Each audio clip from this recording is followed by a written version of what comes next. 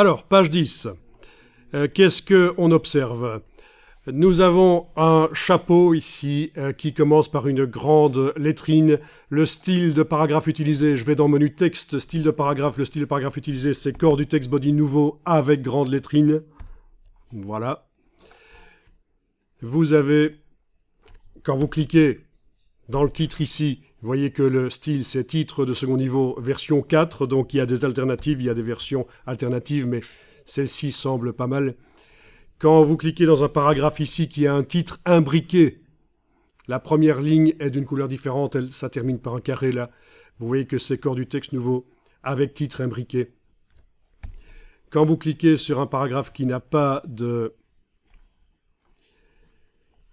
titre imbriqué, corps du texte body nouveau aligné sur la grille, etc. Voilà. Il y a donc plein de paragraphes qui ont été faits. Je vais rapidement passer à une autre page.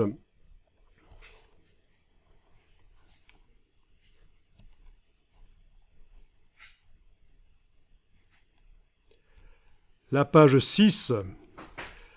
La page 6, vous avez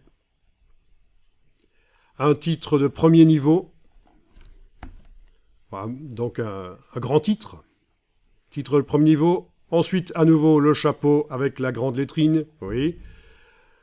Ensuite, vous avez un paragraphe avec une petite lettrine qui a son propre style. Donc tout ça est automatisé. C'est ça qui est bien, c'est qu'il y a des styles. Quand vous voulez refaire ça dans un document, il ne faudra pas commencer à chipoter. Vous n'aurez qu'à appliquer les styles et en principe, ça va fonctionner. Ok, sur la page de droite, la page 7, il y a des alternatives pour les lettrines. C'est une autre manière de faire. Si je clique sur la page de droite ici, corps du texte, grande lettrine, mais style imbriqué. C'est ce qui permet de la faire sortir par la gauche et par le haut. Le paragraphe juste en dessous, c'est presque similaire, sauf que c'est avec petite lettrine, style imbriqué. Donc il y a plein de choses que vous allez pouvoir tester une fois que vous aurez supprimé les gabarits, vidé les pages du document. Et quand vous allez faire votre propre document, vous allez pouvoir tester la mise en page.